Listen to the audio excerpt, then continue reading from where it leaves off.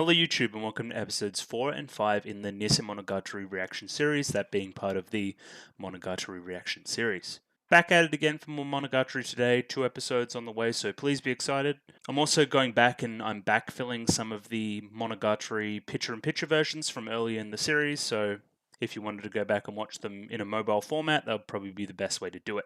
That should be happening over the next couple days. I've kind of got it rendering in the background a lot, so we'll see how we go there. Righty, just going to jump into the comments on the latest episode in the series. Tenta comments here first. Best girl makes his entrance, followed by a couple of spoiler comments that I haven't read. Yeah, so seems like Kaiki's going to stick around, or at least there's more to him than it seems, because people wouldn't be saying stuff like that if that wasn't the case. Does that make any sense? Anyway. Kramer comments next. How interesting, Senjougahara doesn't care if Araragi has sex with other girls as long as Araragi doesn't fall in love with them. Now this continues on with some of the stuff we've been talking about with kind of the separation between the romantic and the sexual in Araragi's mind, and how that pertains to his self-hatred and self-doubts and all this kind of stuff. You know, self-loathing about his desires as a male, and all these kind of things that we've been seeing in the series thus far. Throw a little bit of analysis on it. Kramer also says that Kaiki's theme is the best, and I just went back and rewatched that scene, and I tend to agree. Yeah, it's nice and foreboding, but it's still pretty classy. I thought it was a nice piece. Kramer continues in a different comment here. Regarding about not revealing the arc title, I think my message didn't go through, but what I meant is the EPS folder or whatever doesn't reveal the arc title so that when you see the first episode, you get the reveal. The main title is not a problem. Basically, you're on the right path. I'm requesting that because Monogatari Season 2 is a little bit different, so you can start focusing from there. Yeah, I could probably do that. I'd need to get maybe my roommate to come in and rename some episodes for me, just so it's completely and totally without spoilers. But yeah, that sounds like something I could do. That would be fun in kind of the reaction format. I would see it and go, "What? It's that person's arc? That's crazy." Anyway, I'll see what I can do there. Even if I change them now and then I'll maybe forget by the time I get to that stuff. I don't know. We'll see. But definitely an interesting idea. I'll pop it on my sticky note now, actually, so I remember. Matt has the next comment here. Kaiki's introduction is done so well. The colors, the art design, the theme music, and the vocal performance. We know next to nothing about him, and we instantly know he's interesting. Loved your reaction. Thank you. Regarding the guillotine cutter reference, you're totally correct. It was a massive huh to us who watched the series as it aired. And if you tried to figure it out, you ended up spoiling yourself for Kizu. You're lucky to have already had the context. I won't say more, but keep this theme in mind, especially for episode 4. It's in the mind. Lastly, and I know you've mentioned it also, but I absolutely love the background music in Nisei. Whether it's punching the serious moments or accentuating the silly moments, the music's always on point. Kudos, shaft. Yeah, it's probably something I don't talk about enough. The music has been excellent throughout. It's something I kind of highlighted before I started the series. I knew that the music was a highlight. I knew that there was compilations on YouTube of the music, and you don't do that for any old show. So it's nice to see that kind of vindicated. It's really good. Madaoke has the next comment here. I'm sure you've noticed already, but the opening felt different because it's not a silhouette now. I didn't notice it until people commented on it, and that's exactly what I was talking about. It felt different but the same, and I didn't know why, because it'd been a whole week. I don't know. I'm also bad at this, so. But thanks for pointing that out.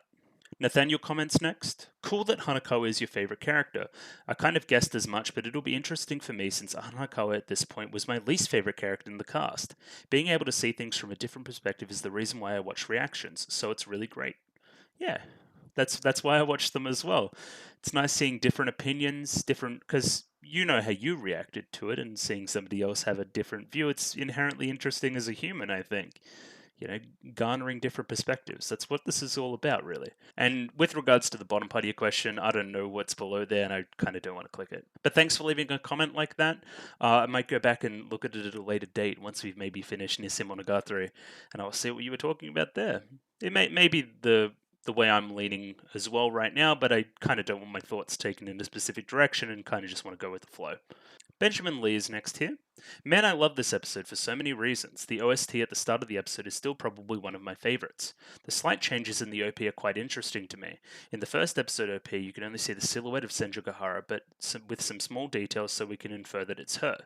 This feels really similar to the episode itself. How we at start don't know why Araragi is chained up, etc., but bits and pieces of what Senjugahara is saying clue us vaguely into what's happening, almost like we're given a silhouette of the story. In this episode, since we're told exactly the events that lead up to the first episode, the mystery is revealed and thus the OP changes and gives us a whole picture.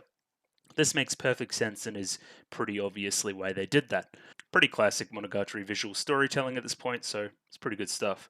Towards the end of the episode, Senjugahara says, "If you want to get past me, you'll have to defeat me." To which Araragi replies, "Those lines don't work unless they join together." In another subtitles I've seen, they've translated those lines as, "Those lines aren't cool unless they're bridged together," which is a reference to the last episode since Senjugahara's line is the same as one of the cool lines Karen said while doing the back bend bridge. Again, I think this works better if I'm not watching this in a weekly format. If that makes any sense, I'd maybe pick up on that a little bit more. And I think you're right about the subtitles, is that they don't really reference that as specifically as I think.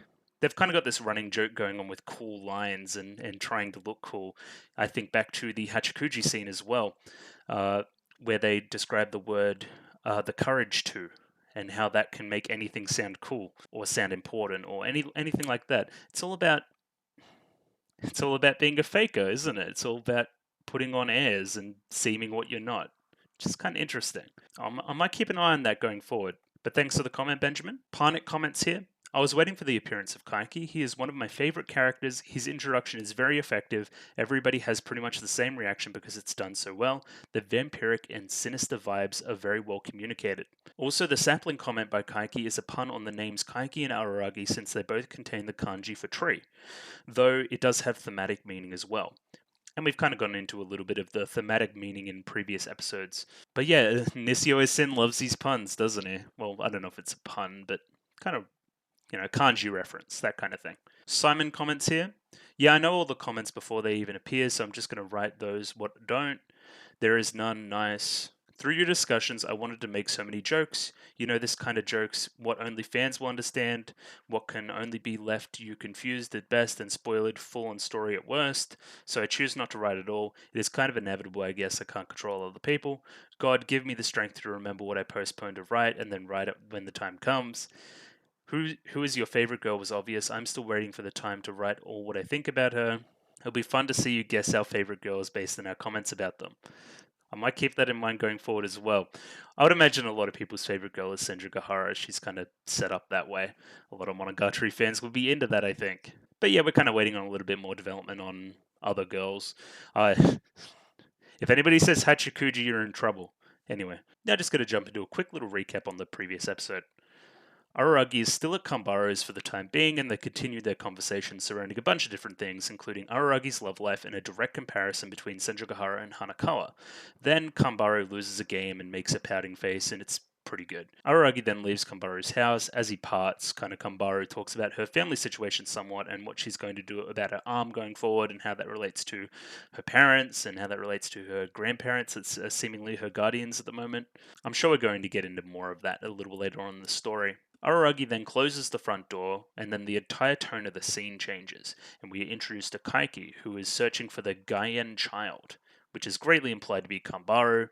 There's some great stuff here with Kaiki referring to himself as a dead tree as opposed to Araragi's sapling. His character design being somewhat reminiscent of Oshinomeme, but kind of different as well. There's also a mention of Guillotine Cutter here, and kind of the comparison or like a middle point between these two maybe. I like the overall vampiric tone of the scene. I think it works really well in the aesthetics with the kind of music and visuals combining. Araragi originally wants to tail him, kind of follow him down his path, but thinks against it and does a 180 and goes the other way. He then finds Senjugahara on his way home and she kind of walks away. She then chastises him for 5 minutes about not studying on his day off in summer, I guess, and then kind of conversationally dominates him as well, which is pretty standard at this point. Araragi makes mention of the ill-omened man Kaiki, which prompts a strong response from Senjugahara as we flash forward to where he is kidnapped. Senjugahara reveals her family's history with Kaiki as it pertains to her weightlessness and describes him as kind of a con artist that Araragi shouldn't associate with at all. Hence the kidnapping, and then she says she would keep him for eternity if she had to. Araragi receives a mail from Tsukihi asking for help, which results in Araragi breaking the chains, implying that he could have always broken the chains and just kind of liked being tied up by Senjugahara. And then he tries to escape. Senjugahara still persists before receiving a phone call in which he is visibly flustered before agreeing to let Araragi go. It is revealed that the caller was Hanakawa. Now, this is very interesting, and I can't wait to see where we go now. Some predictions going forward.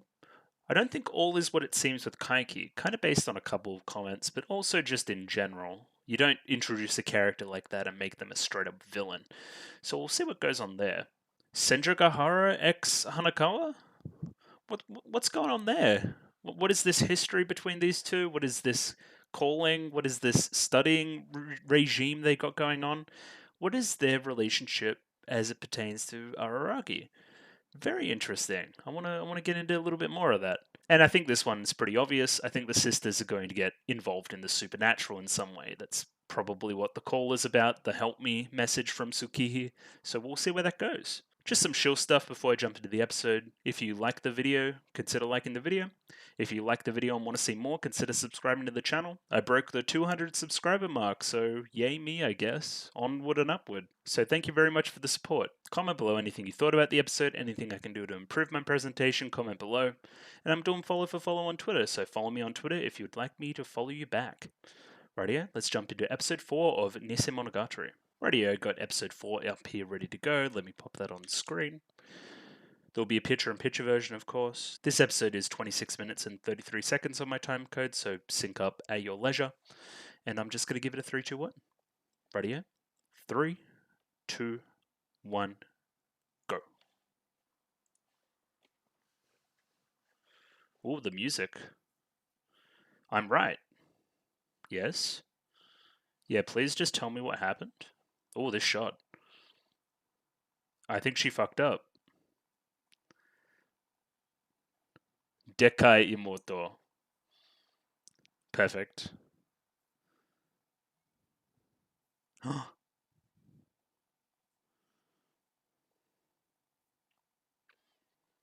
Yes. Hello, haircut Hanakawa.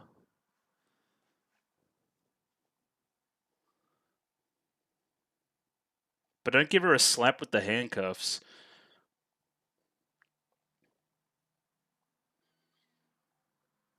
But they're always fighting, so it's kind of natural. Thanks, Mom. Tsubasa-san.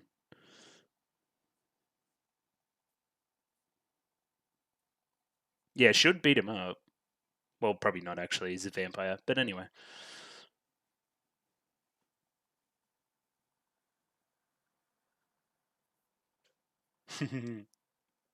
I would have bitten him, huh? Okay. Is she?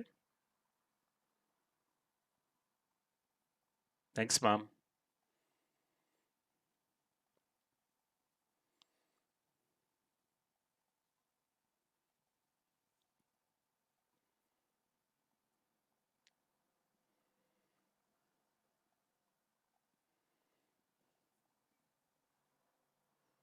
I mean, that's probably it, actually. Are you?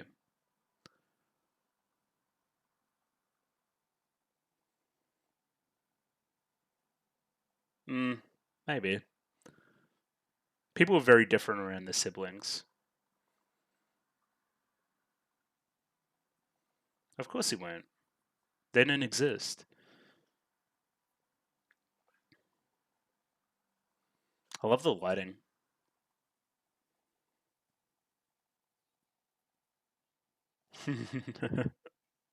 He doesn't need to do that.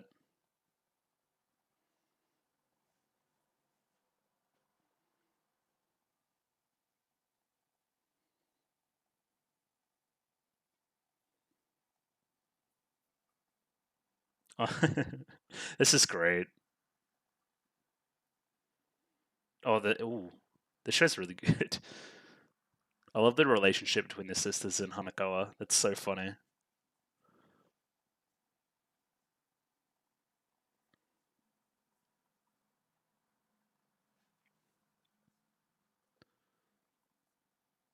Hmm.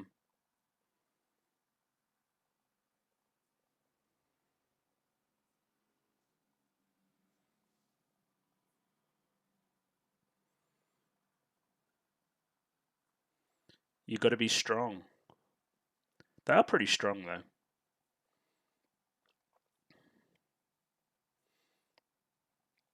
Got to be strong. Got to be strong. Otherwise, you'll be imposters. And then that lighting cue. And then yeah, of course, it's the sisters opening now. Makes sense.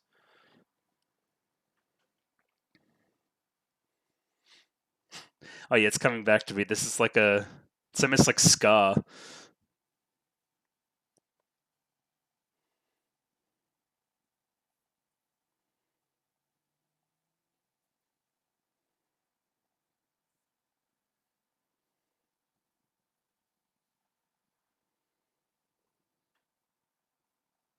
Hmm.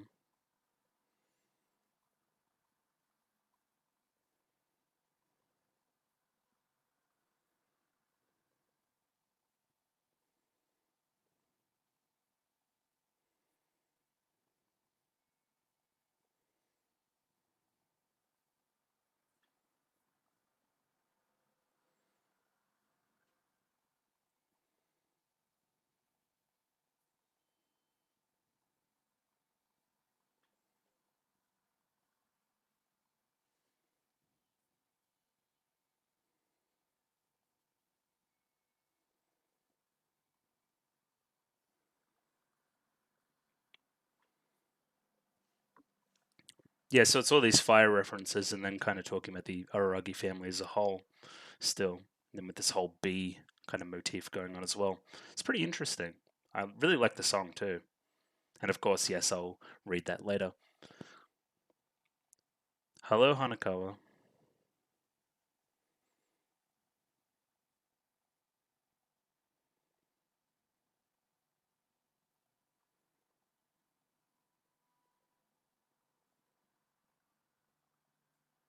Feels more desperate.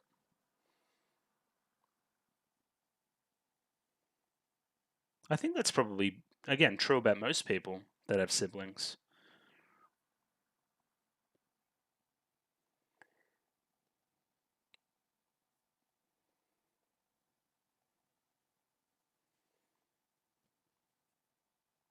Wonder how that applies to Araragi.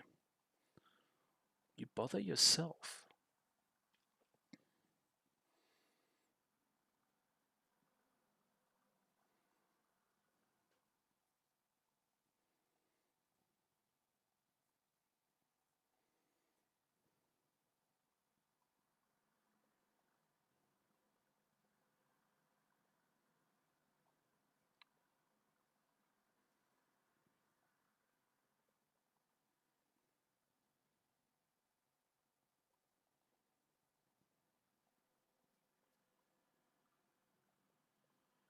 Hmm.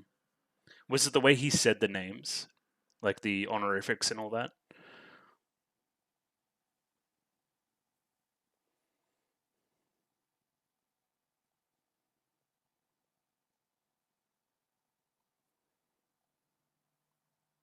What is this, like tape reverse?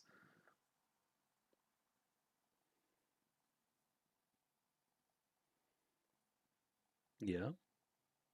Sengoku. Yeah.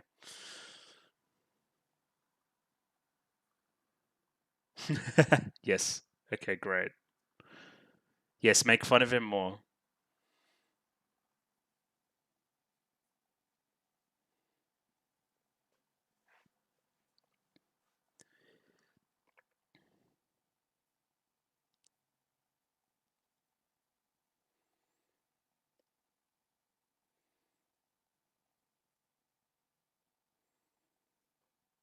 Hmm.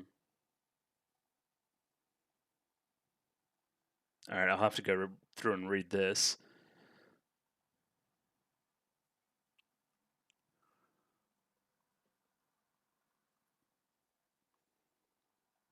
Hmm.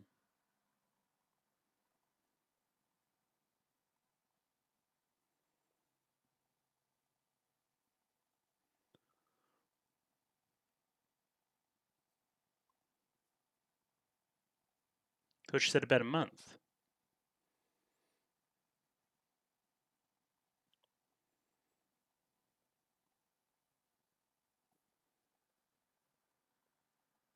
Okay. So kind of after Bake.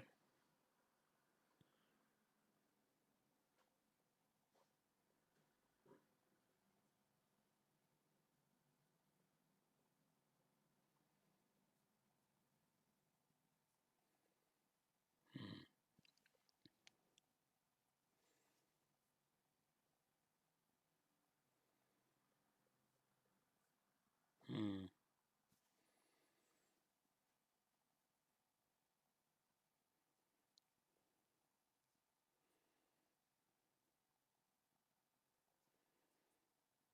Ooh, interesting.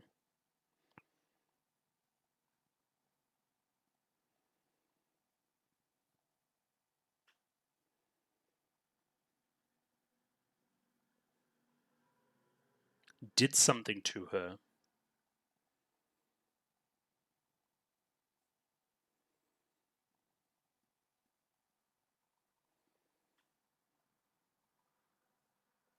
Ooh. Kaiki deshu. Interesting. It all comes together.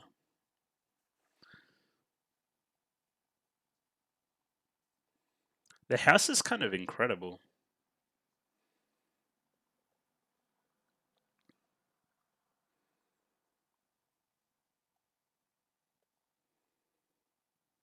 Yeah, what's going on there?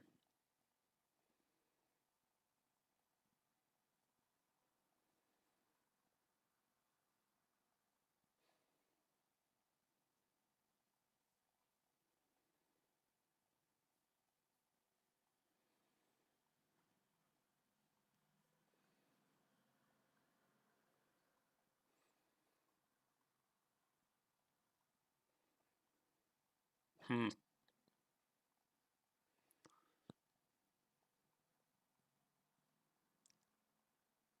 Ooh. Ooh. And that's what prompted that response, huh? Oh, hello. I wasn't expecting her to be naked. I'll say that. I wasn't even expecting her, to be honest. But it's been a while, Shinobu. Hello.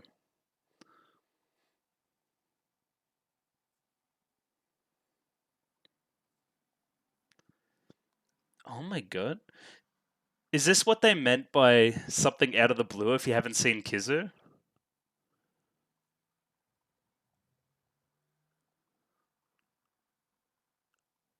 Yeah, I mean, there's a naked, like, 12-year-old in my room.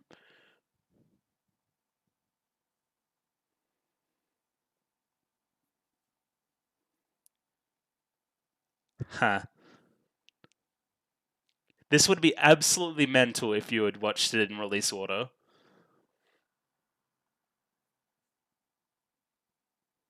How big is their bathroom?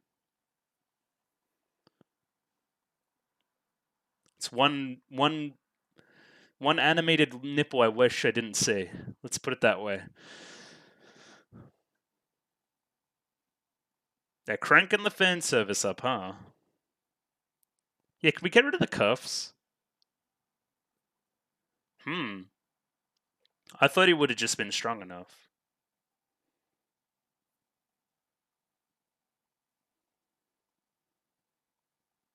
Oh, the animation's really good though. I do wish he wasn't naked though.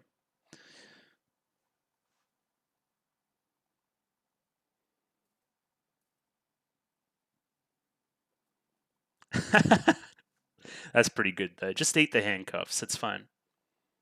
It's only metal.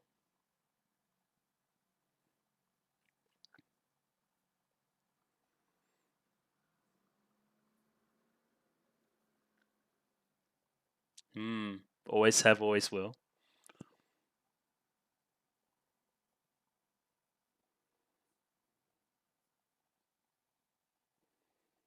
What about it? Uh, do it yourself. Trying this shampoo stuff. It's not fun.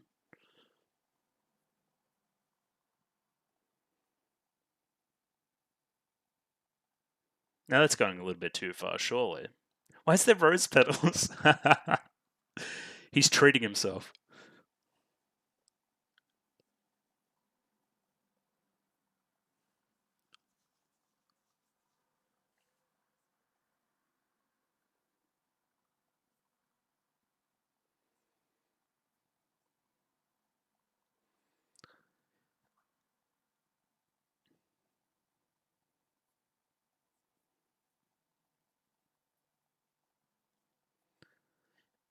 This would be insanity if you hadn't seen Kizu. What the hell?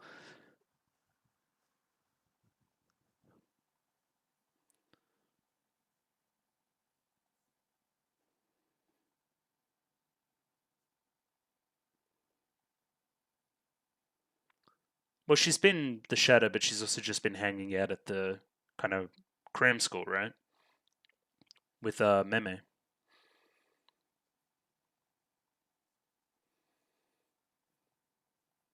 The music, though, they're popping off.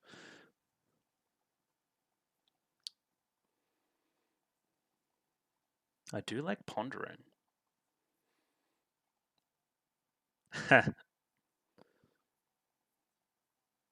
Yeah, get me some chocolate. She likes chocolate, she likes human flesh, all the normal stuff.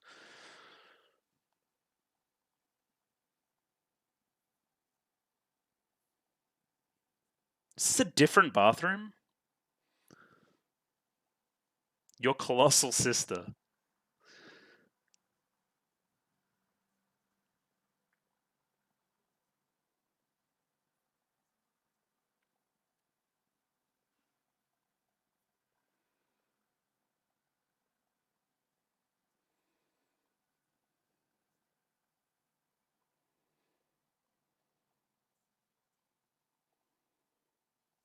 Yeah, how horrible.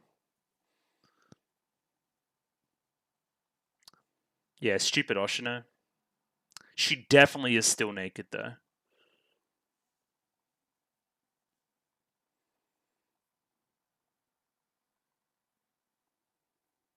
Renders its victims unable to move.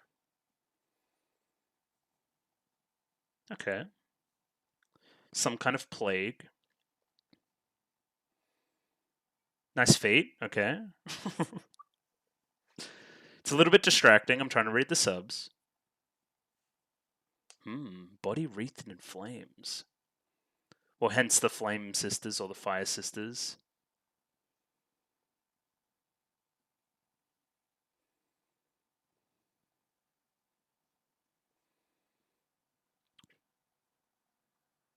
She's on fire.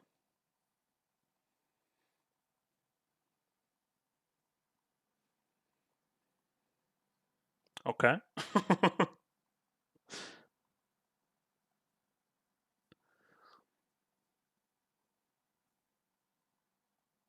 Yeah, you are.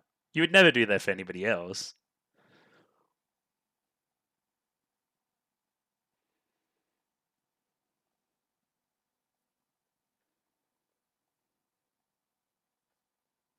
It's a new former class president. I guess it's a new. Is it a new year?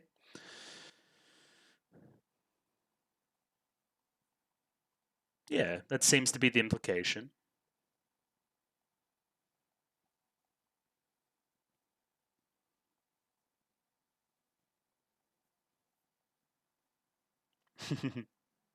Sundere.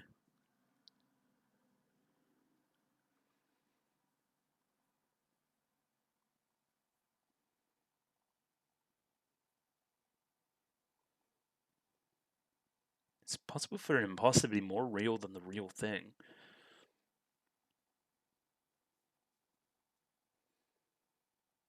Yeah.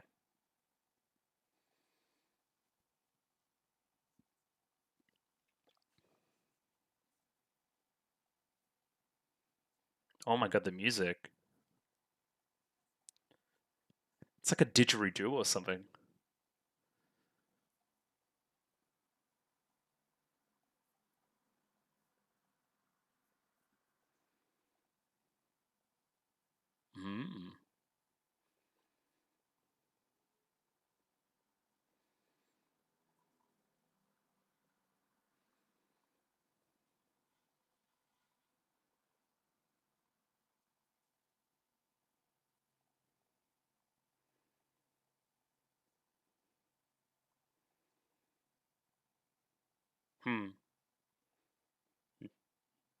Unfortunately, I can't.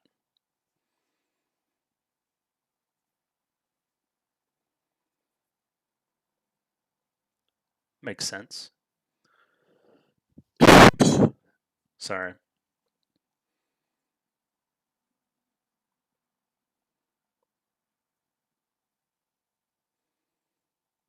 Well, he's still relying on Oshinomeme, though.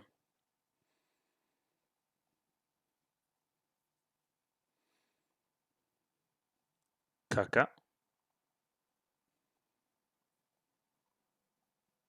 400 years since she's had a bath.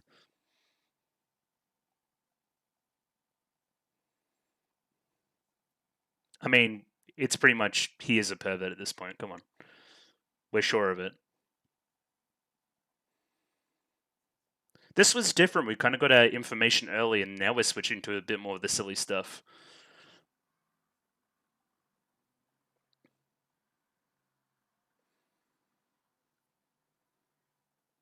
Yeah, what would happen? Well, I mean, they can see you. It's not like a Hachikuchi situation. Yeah, we can go to the weird donut shop on the edge of town, Mr. Donut. Sure.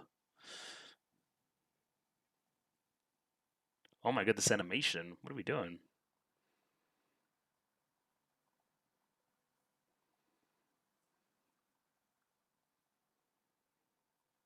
What are they doing?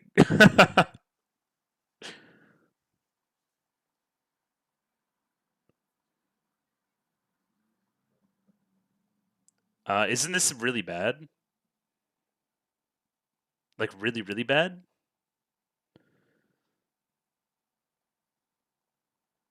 They don't know about this, right? So it's bad from multiple perspectives. Oh my god. Don't fight her, you'll lose.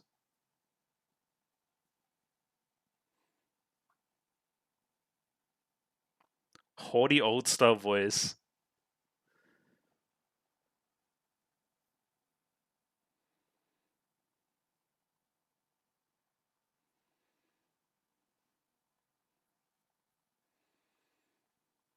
Yeah, if you get up, like, you might, like, faint or something.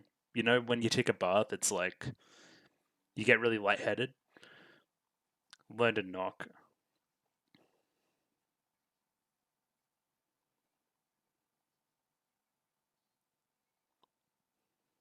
Hmm. Also, close the door, please. Great. That's some classic sibling shit, like not closing the door. Also, just, yeah, feet, huh? Really into our feet.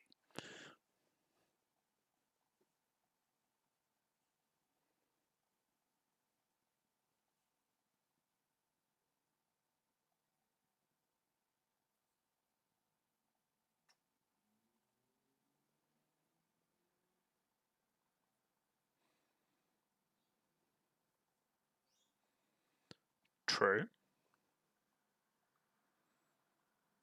I don't know.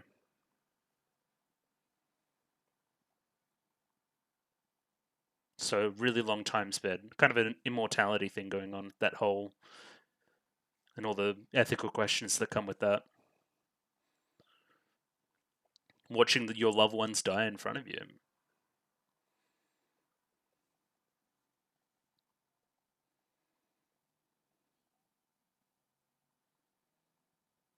Oh, and then it's kind of like destroyed and decrepit.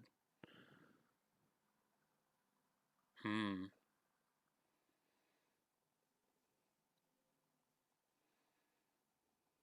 Hmm.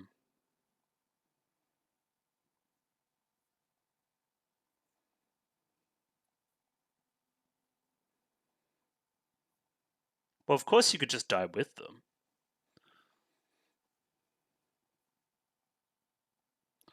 No, this isn't how it works.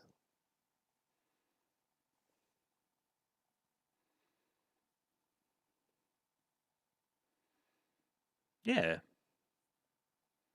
Symbiotic.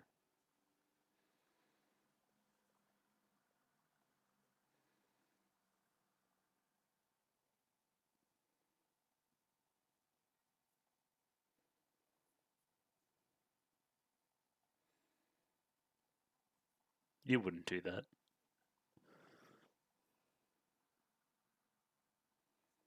Well, yeah, you were trying to die in Kizu.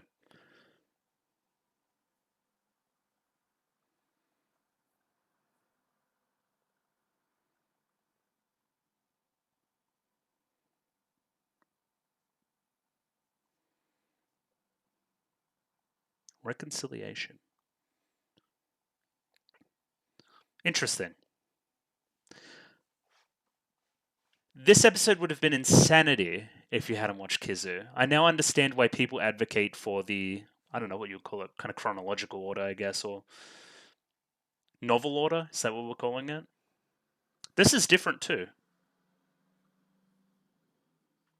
I love how unnatural it's moving. It's really creepy.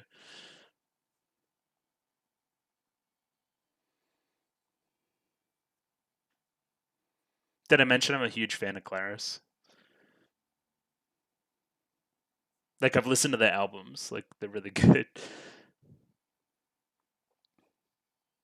Even through I think they changed out a band member too. Still think they're still pretty good.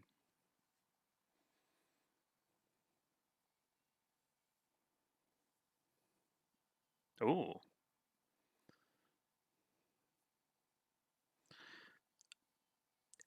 I continually say it, but it's amazing how high effort this show is. Like, this is a brand new, well, not brand new. They're using elements of the old ED, kind of reflected in one side of Karen. But they didn't need to make this at all. Oh yeah, Hanakawa's hair. I'm a fan. I'm a fan for sure. Oh yeah, and then I'm watching this. Yeah.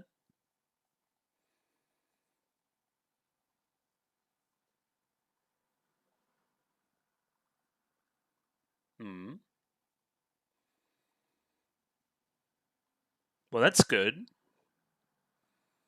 I only know what I know, says Hanakawa. That's great.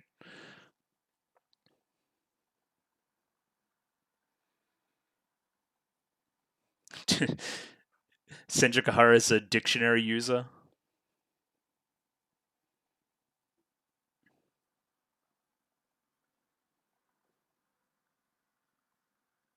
Kairan B, Part 5. Hmm. Rightio, let's jump into a little bit of analysis on episode 4 of Nisemonogatari. Yeah, so I guess my overall feelings there were, yeah, the episode's really good. It introduces a bunch of really intriguing stuff going forward, and also, I don't know if it's a nice bow on Kizu, but it definitely kind of reinforces its themes going forward again, kind of the relationship between Shinobu and Araragi. But more to the point, people watch this as it aired. This is insanity. This is like jumping the shark 3 or 4 times over. It's insane. This would have blown people's minds back in the day. They'll be like, what the hell is going on? It probably still does. If they're not terminally online like I am, they probably didn't even know about the watch order thing and just, watching on their favorite streaming service in order. And this would be next. That's kind of insane. Anyway, less about that, and I'll pop the episode up here. Let me get it up there. I'm just going to go through it and talk about what I liked, what I didn't like. I'll stay off the top. The music was fantastic, and don't really want to speak about it anymore here in case I get copyright struck. But yeah, it was really good. Anyway, on with the episode. We start with a meeting between our three siblings, and there's a fourth onlooker, but we'll get to her. With the moon beaming in the background, again, this whole thing with the sun and moon going on, and then the fire of the Fire Sisters, and yeah, they're doing a lot of stuff here. I really like the lighting of the scene, kind of this really green, almost Bloodborne esque moonlight. It's really awesome. Again, the house continues to be completely insane, especially there's like multiple bathrooms that they go through. Again, it's not meant to be a real place, it's meant to be a little bit more, you know, theatrical. It's meant to depict theming more than actual practicality, and that's okay. Bit more of a dreamy space. Speaking more to our kind of theatrical theme, we see a lot of places there's kind of these everything's on strings, right? Everything's, there's a puppet master up above, there's a stage manager behind everything. We're not quite seeing the whole thing going on right now. There's maybe people in the darkness that are more in the know. The other thing that I wanted to note during the reaction portion is that in one of the bathrooms, you look up and it almost looks like stage scaffolding in the roof, kind of in this like open air bathroom that Araragi's in. Again, more speaking to this theme about, the supernatural and the stage and all these kind of things, right? You get what I'm saying, right? It's kind of building upon it a little bit. It's nice. So Karen starts to piss Araragi off by not telling him exactly what happened because she's, I guess, kind of embarrassed about the way she got beaten or that kind of thing. She wasn't going to regale him with this heroic tale. She instead has her tail between her legs a little bit. So he goes to hit her, and then Hanakawa's like, well, you got really mad when my dad was hitting me, right? It wouldn't be right for you to do the same. And I mean, she's right, but it's also a little bit different, I think. It's a little bit of a different power dynamic there. Maybe there isn't actually. Because Araragi is an older brother. You probably shouldn't do that to your younger sister. Put it this way, if you're 10 and you do it to your 8-year-old younger sister, acceptable. If you're, what I'm guessing is 17, and you're doing it to your 15-year-old younger sister, probably not okay. This is where Senjogahara kind of just plays mommy. And the sisters kind of really buy it. They really look up to Hanakawa in a way. Tsubasa-san, as they call her, and kind of tease Araragi as a result. It's great. They're kind of changing the power dynamic here a little bit. It's really fun. I don't think he would have been able to hit him back, though, when Karen says he would have hit Araragi as well. Because he's a vampire, and, don't hit him back. He'll come back at you with full force, and you'll get your head tossed off. Then I would have bitten him. You don't know how strong my teeth are. Huh. To a vampire, huh? Right here, then. And you won't tell mum and dad. There's a mum and dad? I haven't seen them. Well, I know it makes sense that they're, human beings and would have parents, but I didn't know that they were actual entities in the show. I thought it was much like a lot of other anime where they don't really matter and don't get screen time. I'm thinking something like K-On! But apparently there's a mom and dad that are, actual people that are worthy of mention, so maybe that comes up, I don't know. Araragi invites Hanakawa to his room, which the girls are immediately suspicious of. And then there's a little "I'm so gonna kill you" in his eye, which is pretty funny. Still a lot of eye stuff with Araragi, huh? The sisters just love Hanakawa. Very, very much so. It's pretty cute. I like it. Oh, I mean, it's only natural that they would look up to Hanakawa, considering that she excels in her position at school as well, and they do the same. So, makes sense, kind of. This is interesting here. Kind of Araragi going, "You guys are right, but you're not strong. You're imposters because of that. And until you get strong, you can't actually enforce what you're saying." What does he mean by be strong, as opposed to being right? Is it mutually exclusive? We'll have to see going forward. This is obviously a big line for the theming of their arc, for the two sisters' arc going forward. So we'll see what he means by that.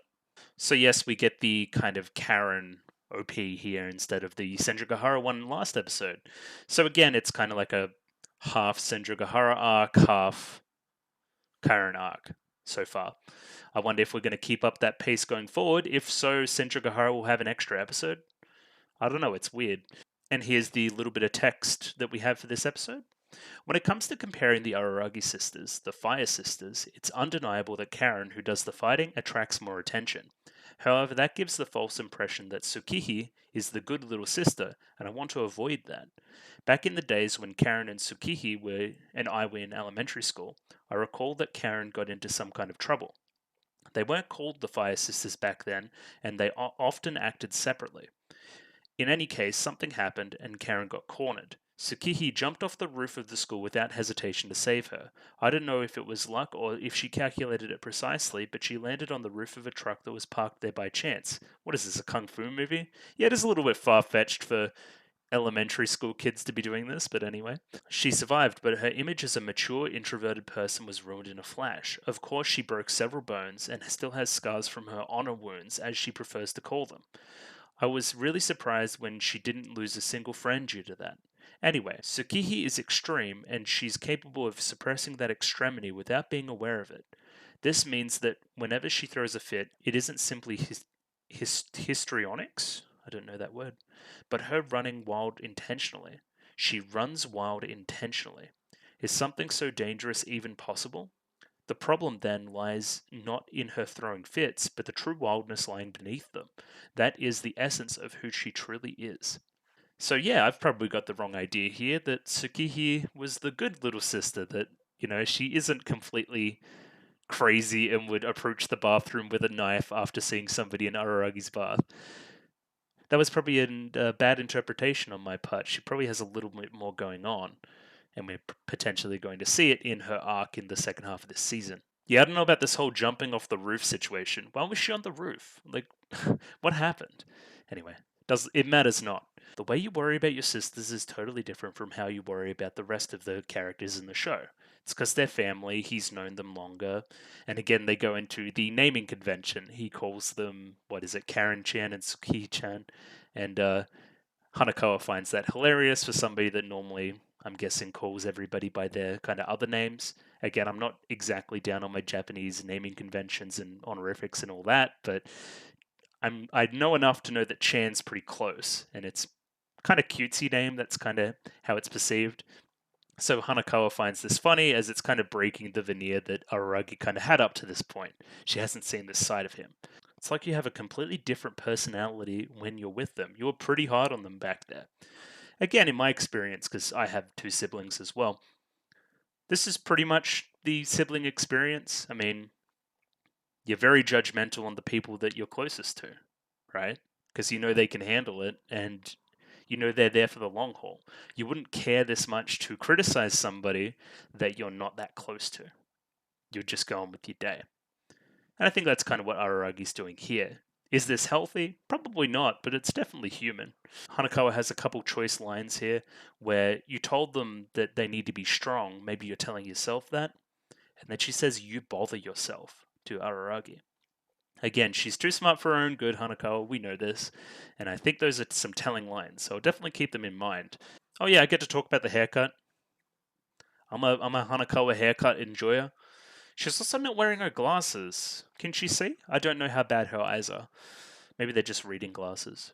Anyway, it's kind of a different look. It's kind of throwing me for a loop a little bit as well, honestly, because we've kind of gone from Bakemonogatari, Hanakawa design, to she has some pretty extreme design changes in Kisemonogatari, just based on the time period between the two works. And then this is a, purposeful change in character design as well. We're yet to kind of see the context behind that, but still, it's kind of intriguing. So it's about these charms that are circulating middle school kids. Somebody is giving them out and they are turning into supernatural stuff. We don't exactly know the context yet, but it's kind of what happened to Sengoku back in the day. I'm guessing they kind of have some romantic kind of affliction to them. You would give it to your, want to be partner, and then something bad would happen, something to that effect. And of course, the kind of Sisters of Justice, the Fire Sisters, were investigating that. So I've already read the bottom subtitles. What's going on in this scene here? Sengoku told me to sit on the bed as well. To be exact, she told me I couldn't sit anywhere else. I remember and sit down in my chair. By the way, Hanakawa, why are you wearing your uniform this late at night? Right, I wanted to comment on it, but I couldn't find the chance. This is kind of him giving audio commentary to his own conversation with Hanakawa. Hanakawa Tsubasa is always in her uniform. I'm used to you wearing your uniform during summer break, so it's fine, but don't you have any other clothes? I've never seen you wearing anything else. Haven't you seen me in my pajamas? Yes, he has. Pajamas don't count. Now I'm thinking back on it, yeah, even in Kizu, she didn't wear anything but her uniform. We could look into that. That could be a whole other 10 minutes of this conversation, but anyway, Hanako was interesting. To be honest, I've also seen her in her underwear, but then again, that doesn't count. I'd rather see what kind of outfit Hanako would pick going out somewhere. Interesting. When can I see that? Well, it was just by chance, but I met up with Karen this evening and then came here. Should I start the story from there? Also, Hanakawa has been hanging out with the little sisters, but she doesn't describe it as that. And she's been doing it since summer vacation. So what I imagined happened is that Hanakawa was coming over for tutoring and that kind of stuff, and then she naturally just met up with the sisters and they started talking and kind of hitting it off. Makes sense. And now because they're in a very specific situation and didn't want to alert kind of their brother, they went to the other source on this kind of things that they know, somebody that they really trust in Hanakawa. Somebody that Araragi looks up to a lot as well. Again, makes sense. That's why Oshino was worried about you. You're too smart and you always find the answer. Just as we must accept our weaknesses, us as the Araragi family, you must accept your strength. You're good at this. You need to kind of stay in these positions and stay involved, right? Is that kind of what he's saying? I don't know. But that's why Oshino was worried about you. Again, this feels like extreme foreshadowing, but we'll see where it goes. So Karen met up with some weird ill-omened guy and then got stung with this kind of fire bee from the 1500s or something. So yeah, Kaiki is involved in the sister story. It's all kind of coalescing. It's nice. So yeah, we kind of have our direction going forward. We need to confront Kaiki, the exact thing that Senjugahara told us not to do. Like as soon as it's introduced that Kaiki is a character, of course he's coming back during this arc. That's just writing. That's just how it works. And as soon as Senjugahara says, you shouldn't meet with him, of course we're going to meet with him. Now we get the answer to my question at the start of the episode too. What were you talking about on the phone with Senjugahara? And then they kind of explained that Suki sent a message, didn't get an immediate response, so Hanakawa had to step in because she was there as well. This is because, Karen's in a bad way, doesn't want to show that in front of Araragi, and yeah, we need to kind of find a solution to this. Araragi needs to be clued in. But how does Hanakawa get that information out of Senjugahara? This is what she said to Senjugahara. If you won't be a good girl, I'll ask Araragi to be my boyfriend. And that's what caused Senjugahara to be so flustered. Interesting. Senjugahara doesn't care if, he's in a room with Kambaru naked, if he went to Sengoku's house and played Twister, if he, sees visions of some weird ghost lolly, and even like some other different lolly in the bathtub. She doesn't care about any of that shit. Well, she also doesn't know about the lolly in the bathtub. But anyway, she cares about Hanakawa. Hanakawa's a real threat. I think that's what she sees in this, right? She sees a genuine connection between these two that she doesn't have. It's a very different relationship, and I don't know if she's jealous of it, but she's definitely wary of it. It's just very funny how Senjugahara treats different female characters around Araragi differently. I think it's something we need to read into going forward. Okay, this is going to be kind of difficult because I really don't want to pause on any of the nudity frames of Shinobu here, which is going to be quite difficult because it's, most of the remaining 15 minutes. Yeah, so we'll see how we go there. But I just wanted to point out that this would be, again, I've said it a number of times, it'd be absolute insanity. Imagine seeing this apropos of nothing, having not seen Kizu. You're like, okay, I guess she was in the shadow in the end of Bake, so she can do that, I guess. But why is she now talking? And why is she referring to these events that we have no knowledge of?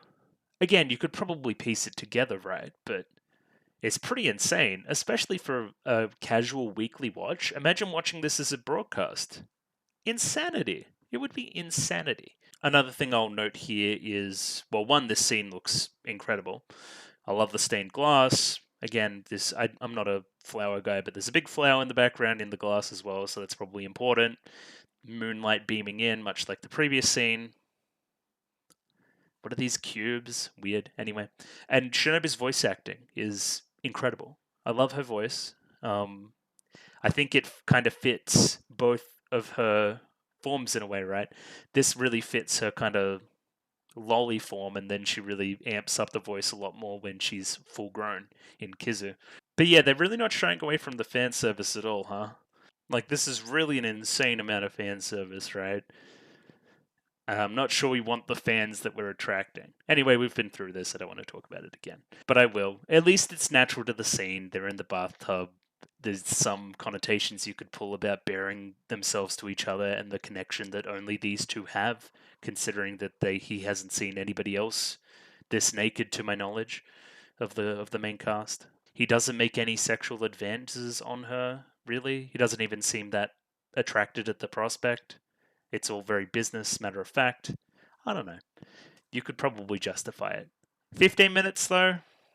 Just put some clothes on for like 6 of them, and we'll be sweet, I think. It's revealed that Shinobu was the one that cut the chains in the previous episode. It wasn't quite Araragi breaking out of them with pure strength. I don't say that's particularly relevant, but anyway, she cuts the cuffs off here and he's no longer wearing them. This should also be an indicator for other people in the scene that something is afoot, but considering he couldn't take off the handcuffs before by himself, the way Shinobu moves is very reminiscent. She hasn't really lost a lot of her power from Kizu, if that makes any sense. right? Even the smallest portion of her vampire power still remaining allows her to do all these sick flips, and she's still extremely strong, is my point. We've gone through a lot of the Kizumonogatari promise between these two, so I won't really go into it again. But they kind of reiterate a lot of the same points, right? They're kind of in a balance, right? What is it, a compromise in which nobody's happy? Or the chief amount of kind of happiness is limited to a ceiling, if that makes any sense. And they're kind of in this flux state. It eventually kind of builds to a peak right towards the end of the episode where it's like, well, I'll kill you right here, or you'll kill me right here, and then we'll be fine. And it's like, well, don't be silly. We can't do that. We made that promise. So yeah, just reinforcing a lot of the same themes, but it is nice for a little bit of a catch up. Again, madness for anybody that hasn't watched Kizumonogatari or has no knowledge of Kizumonogatari. At this point, if I was watching naturally, I probably would have dropped the show. I would have been like, what the hell is going on? I need to go read this source material before coming back because I feel like I'm not getting the full experience. I'd be curious to see the reactions of people that are doing kind of release order. I guess that's what you're calling it, chronological order, and how they would interpret some of this stuff. There's a split in the scene again, a very deliberate split, where now we're talking about direct plot stuff as opposed to Kizumonogatari stuff. The Flame Wreath Bee, a supernatural variant of the Asian giant hornet, kind of causes this, I think they call it like a disease or like a plague-like condition in which somebody gets super hot, really intense fever. Again, alluding to the whole fire thing we have going on with Karen. Fire is a pretty versatile metaphor. You can take it in a lot of different directions pertaining to Karen. She has a passionate, flaming personality, but now that same personality is also burning her up. There's something there for sure. I'm sure we can make our inferences towards the end of the arc a little bit more strongly. Here, Shinobu's kind of complaining about Oshino Meme. She calls him a kid at first, which was confusing to me, but then I remembered that she's 500 years old. So Oshino Meme would randomly start spouting stuff about the supernatural, and she would just be forced to hear it because she was just chilling with Oshino. That's kind of funny. And this is how she learned this information. But also, we can take it in a bit more of a serious direction and say that, hey, Araragi is still relying on Oshino Meme by proxy to help with these supernatural phenomena, to give extra context there. Again, I don't know how we would structure the story if he didn't do that, but I don't know. It can't help but feel deliberate to me, especially when the rest of the story is kind of about Araragi's growth, kind of into more of this world of the supernatural, I think. Again, just curious to me. So Karen was kind of hiding her condition earlier. She has this intense fever that needs help from Hanakawa and her little sister Tsukihi. We've also noted that the moon in the background has changed to like a bit more of a blood moon. But anyway, Karen's in a bad way, and that's why we need to change things going forward. We're going to be looking for this Kaiki guy to see what he knows. Araragi is really harsh on his little sister here. It's like, well, she should have known better, and all these kind of things. It isn't sympathy straight away, right? It's straight to the scolding. Treats the sisters very differently. So that's another through line we got going through as well. Apparently, Kaiki is an imposter as well, a con man, a con artist, right?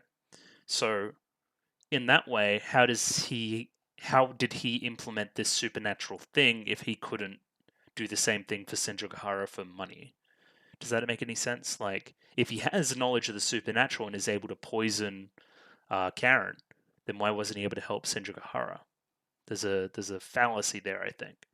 Then kind of Shinobu posits the point, well, if Kaiki doesn't know what he's doing, isn't that even more dangerous than somebody that knows what they're doing? If he's blindly doing this stuff, then, well, shit, we're in big trouble.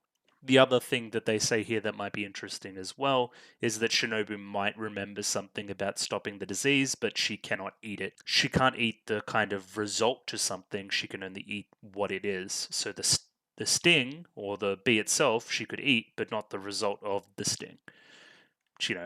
That's just logic. Here they bring up my favorite establishment in the series, Mr. Donut. I wish Mr. Donut existed in every city. Anyway, then Tsukihi walks in with a knife. Let's get to that. Wait, first there's this insane animation here. Like, what are they doing here? Like, it's kind of wild. Seems very high effort, but kind of weird at the same time. It's almost uncanny. And here she is. Tsukiji walks in, sees Araragi in the bath with a female character she doesn't know, before returning with a knife to dispatch said assailant. So yeah, she definitely isn't what she seems at first. This is some classic sibling stuff. Learn to knock, little sister. Well, you never said that before. You've changed. Then she leaves and leaves the door open. That's the most classic one. Sibling going to your room, opening the door, and then not closing it as they leave. So annoying. Now we kind of go into our last little bit of the episode, kind of talking about Araragi living forever or not living forever, or what his vampirism is going to do to his age span. It's kind of this kind of classic immortality question where you've seen your loved ones live, grow up, die, and then somebody else live again, grow up, die. And how do you deal with that from a mental perspective? How do you then go on to appreciate life? It's kind of what I was talking about in Nisemonogatari with regards to Shinobu as well. Does she even remember what it was like to be human? And that's why she disregards humans that much, right? Again, pretty classic old, I guess, ethical phenomenon, but I think Araragi has a good answer here, which is, of course, I won't abandon you. Shinobu will be, symbiotically linked forever. I wonder if it'll come up in the series again. I kind of doubt it, but it's just kind of reinforcing the stuff that happened during Kizu, which is cool. This is actually a really cool transition as well. This is kind of a flash forward into 400 or 500 years in the future. The same bathroom that they're in right now, it's very decrepit and old and aging, but they're still in the same bathtub, kind of in a circle. Yin and yang in a way, right? Or yin and yang, I should say. And yeah, we live until we die. Shinobu's like, why don't you kill me and then you might become human again? It's like, I can't do that. Are you serious? I can't do that. Again, somebody watching this in release order that has been following up to this point and hasn't switched off, they'd be like, what? Again, it's kind of crazy, right? I'm trying to think of an equivalent. It's, I don't know, kind of like if you were reading Lord of the Rings, right? And then at the end of Fellowship, you just jump straight to Helm's Deep or something. It's like, wait. Why is everybody in these locations? Why are they talking about these things? I don't know, it's kind of wild. Yep, and we jump into the ED. The ED is slightly altered. Again, I kind of commented on this at the time. Supremely high effort, and the song still bangs. So, yay, Monogatari series. So, I might have to record the next episode tomorrow because I'm running out of time today. And as a result, this will be 24 hours late. Apologies from the future, but yeah, I talked for a very long time. I may have even cut maybe half of what I talked about already, so we'll see. Either way, I'll see you tomorrow. And yeah, sorry about the 24-hour delay. And welcome back. It is now the next day. Again, apologies for the delay there. But yeah, I've got episode 5 up here. Let me pop it up on screen. 25 minutes and 7 seconds on this video, and just going to jump right into it. Ready? Yeah? 3, 2, 1, go. Okay, liquid. Sweat. Hopefully sweat. Where's the big one? Okay, that's good. Is this straight after the bath? Okay. Okay, what are the details?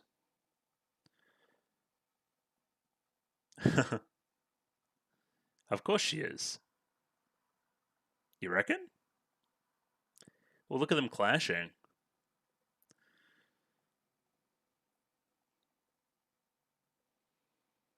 Not get mad at Karen. Okay. Wait, that's the... Anyway.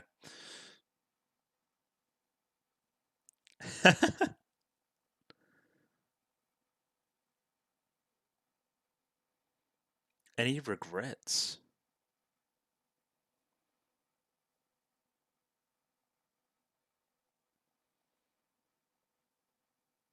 Okay. This music's a bit of a weird fit. I get it because they're like clashing, right? I'll regret that I didn't regret things that I should have. Okay. Does that make any sense?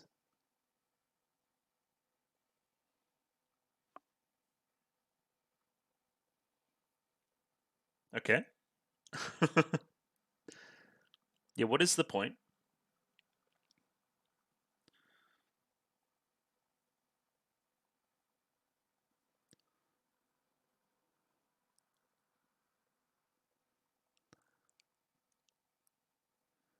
Okay.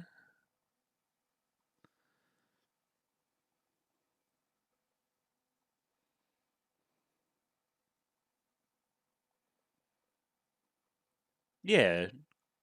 It's...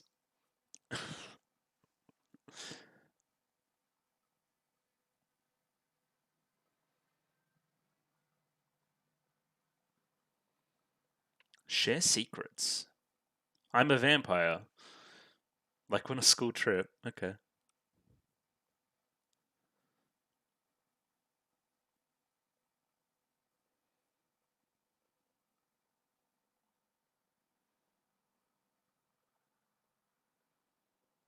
He has plenty of friends now. Listen and be amazed. Wow, a whole five.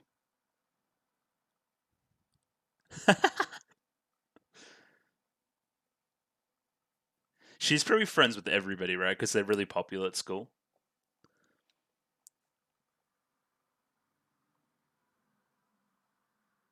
I know what you used to think.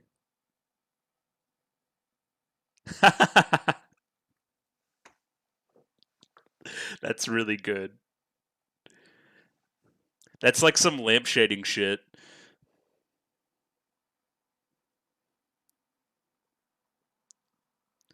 She's a little brat. It's kind of great. Oh, that's a bit of a weird walk. Yeah, she's kind of really struggling, Karen. So great. Awesome. Fantastic. Wonderful. Great. I was about to say, did we miss an opening? So yeah, Hanakawa gets to see Araragi's assets. She knows only fair. It's been a lot of one-way stuff. Well, hang on. In Kizu, he was really ripped. I remember that.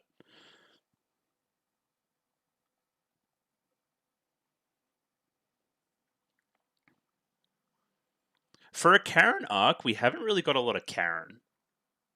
Oh yeah, so this isn't Senjo as well. So it's still like involving the sisters as opposed to the Senjo stuff. Maybe the Senjo stuff's done. It's like a mini 2 episode arc within another arc. It's strange.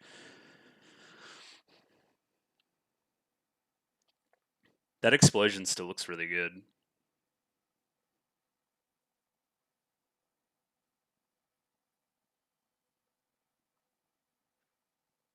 Let's hold hands and go through thick and thin.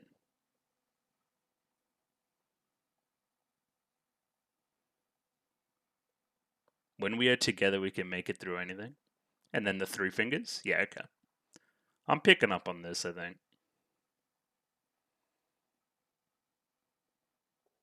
He turned into a bunch of bees, though. I don't know about that.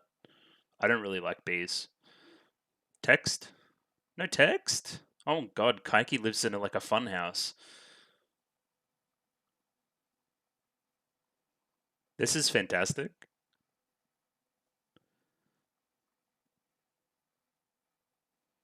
It's like a jukebox. Hello, Kaiki. Yes, you said that.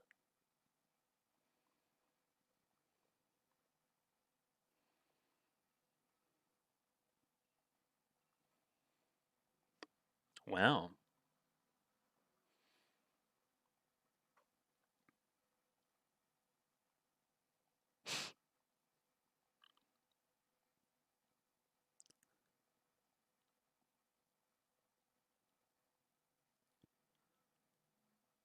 Ha.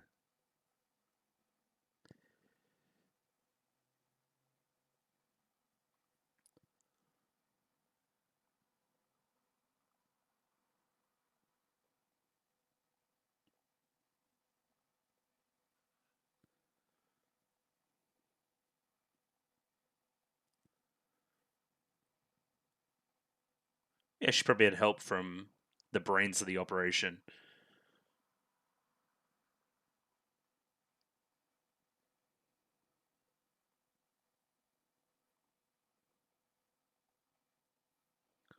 Yeah. I will say, right now she does feel like a bit of an imposter.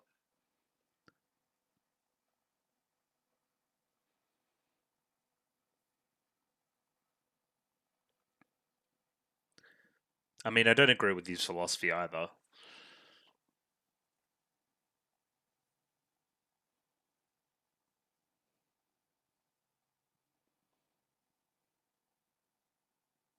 Yeah. Yeah, okay. Yeah.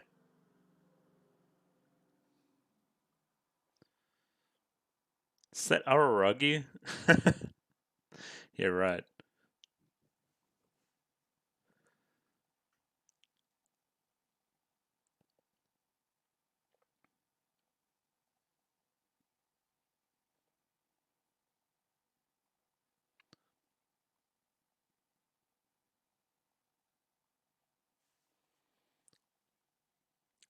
Diametric opposites, huh?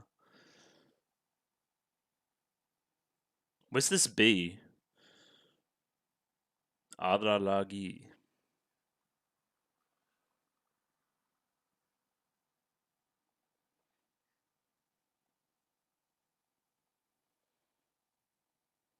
I thought you wanted to beat your ass.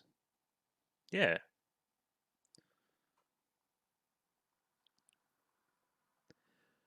I don't think it's working on this guy.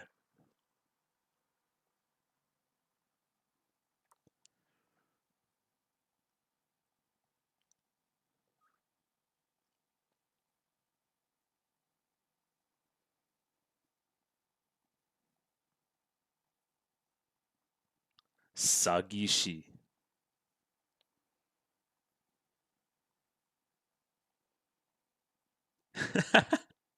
Children easy to fool.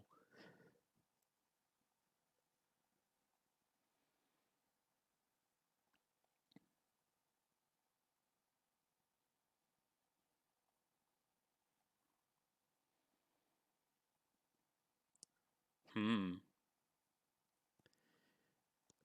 Maybe a little bit similar to Oshino Meme after all. More than I thought, anyway.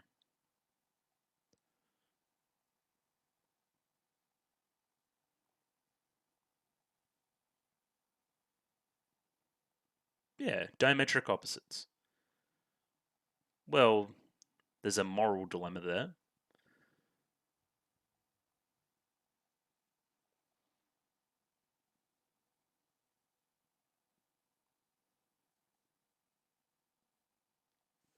I mean, yeah, by extension, but come on, man.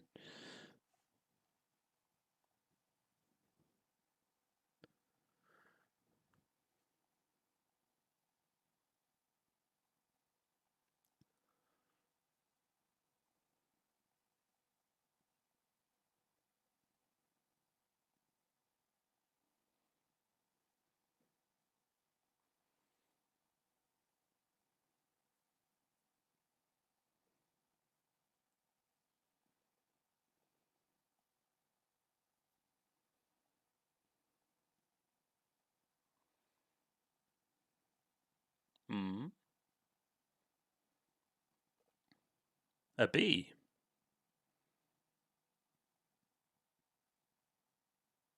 Oh, and the color change? Great.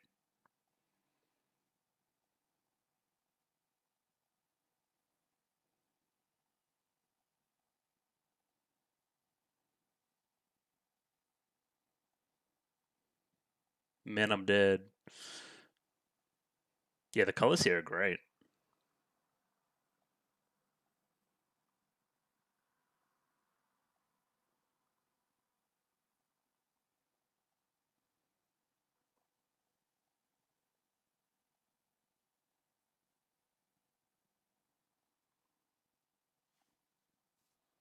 Hmm.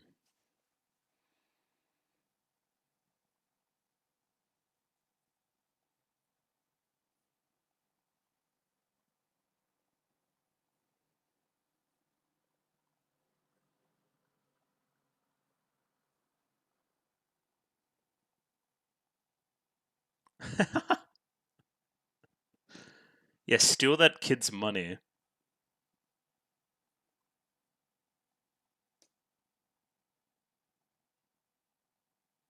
take the lot then.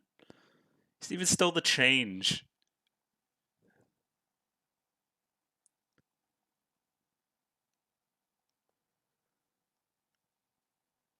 Okay, bye.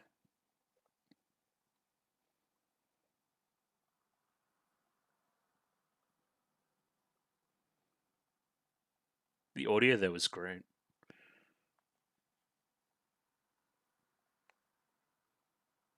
Yeah, right.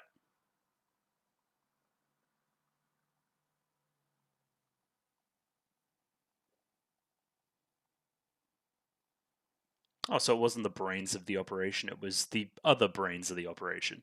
Okay.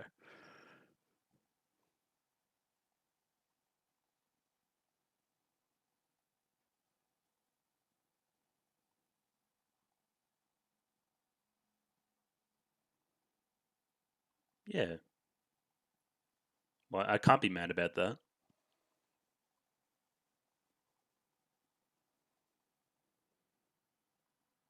Thanks. I'll have that.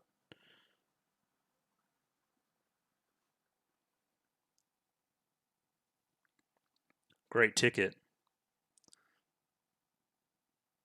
Then I can't use it. Yeah. We've already done the whole Hanakoa boob fondling thing. I remember.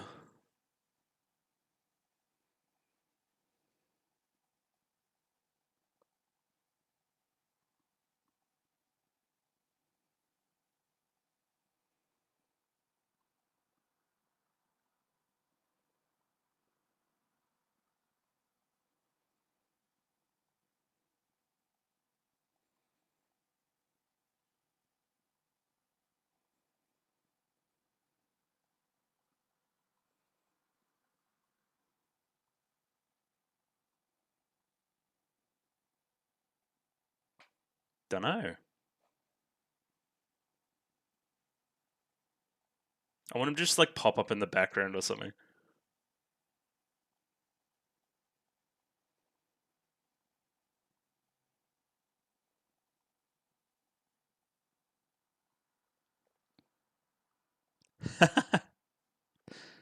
I mean, Hanako is the one person who would know who Shinobu is, which is nice.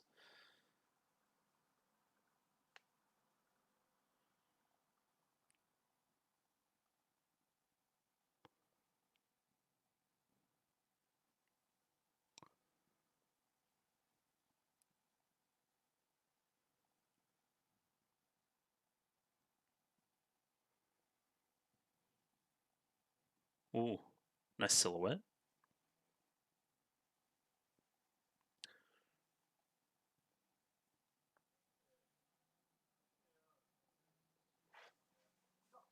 Yeah, yep. Nice catchphrase.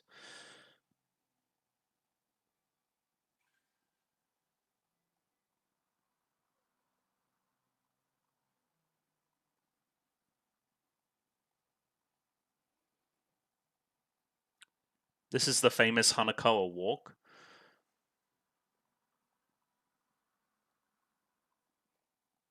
Alright, my bike now.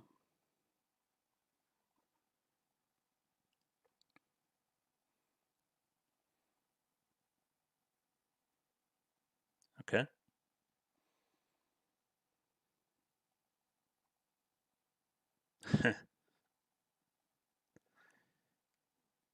The two different sides of Araragi. Okay, clever.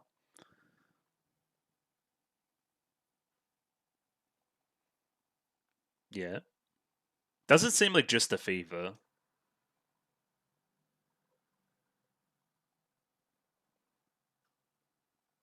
Okay. Uh.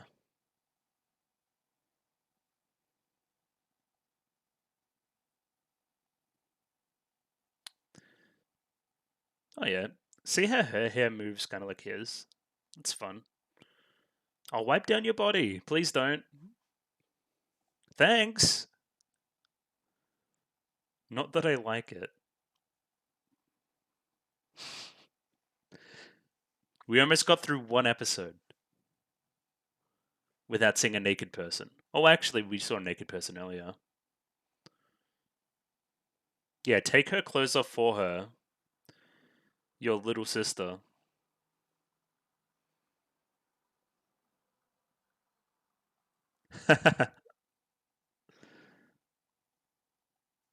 Teru?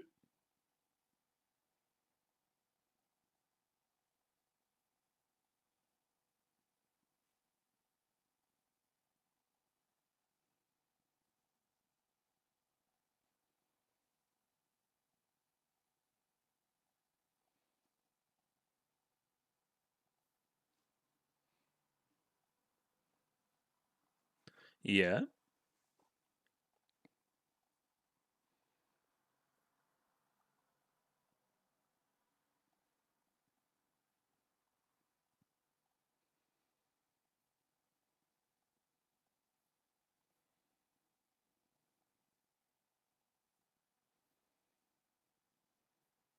Okay. Well, that might be part of it.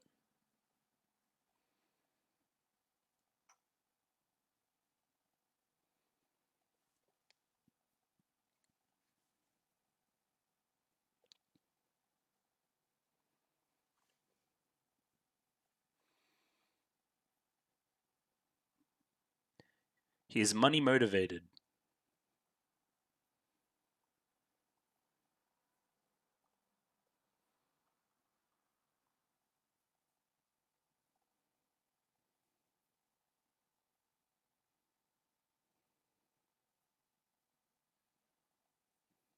Yeah. He seems like a bit of a scumbag.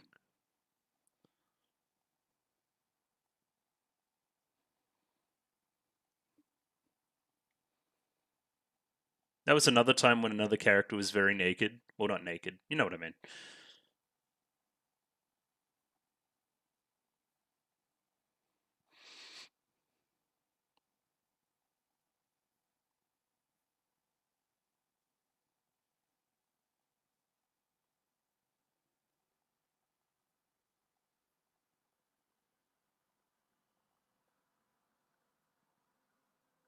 Hmm.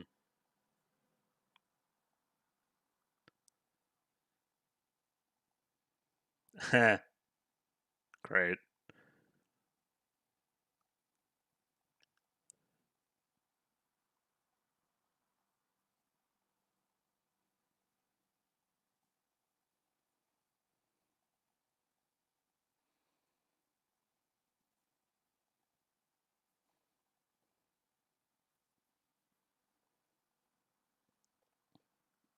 I mean, I think that's admirable.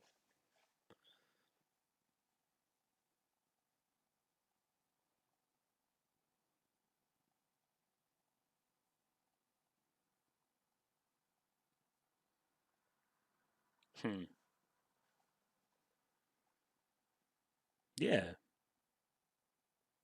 Those around you will suffer.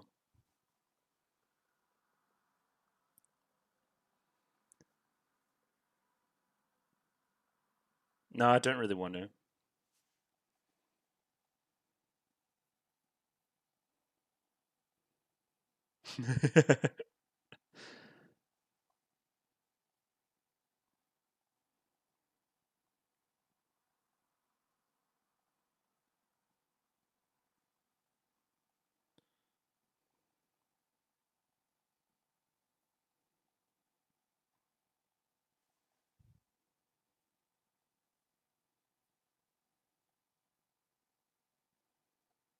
Yeah, doesn't it spread?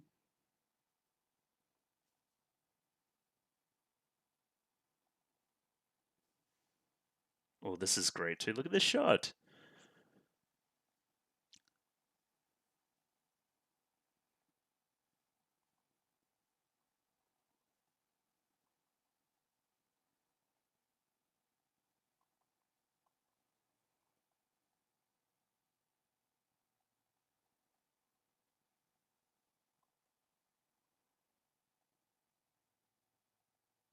I can't recommend it.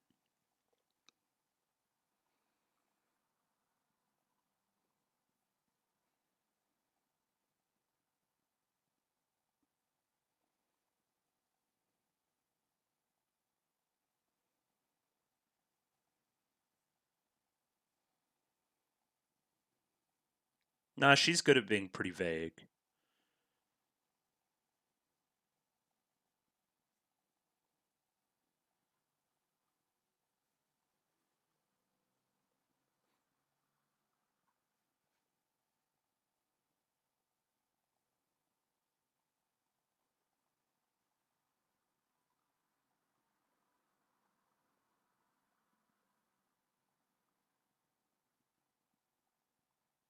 Yes?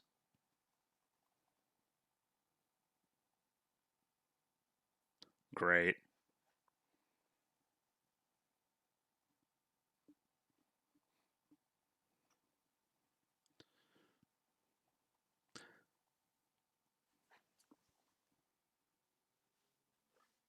Hmm. It's an interesting one, this episode, isn't it? I'm trying to get what they're trying to say with this whole justice thing. Is it the whole thing with thinking smarter, not harder? If that makes any sense? Like this burning passion inside you, if you just take that to the nth degree, you're going to hurt people around you. But if you take a step back, actually assess the situation, and uh, make inferences from there, you'll be better off. Something like that, maybe. Because Karen was pretty dumb. She thought it was like a comic book, right? She was just going to run in and punch Kaiki and he was going to stop. Like, that's not how it works. So, does she need to step back and think about what Kaiki actually wants and then work to stop him from that perspective? Because I disagree that her philosophy in general of, justice and helping people and doing all that kind of thing is actually wrong. Maybe just the way she's approaching the situation.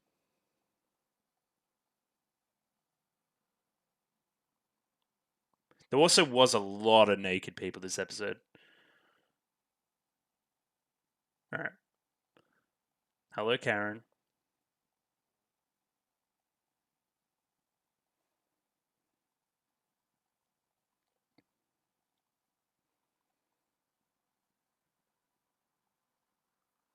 Wind and Malice?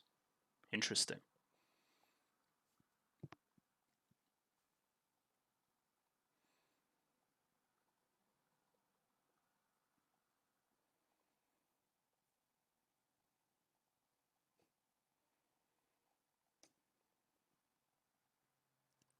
It's all about sounding cool, isn't it? Ha. Thank you, Karen.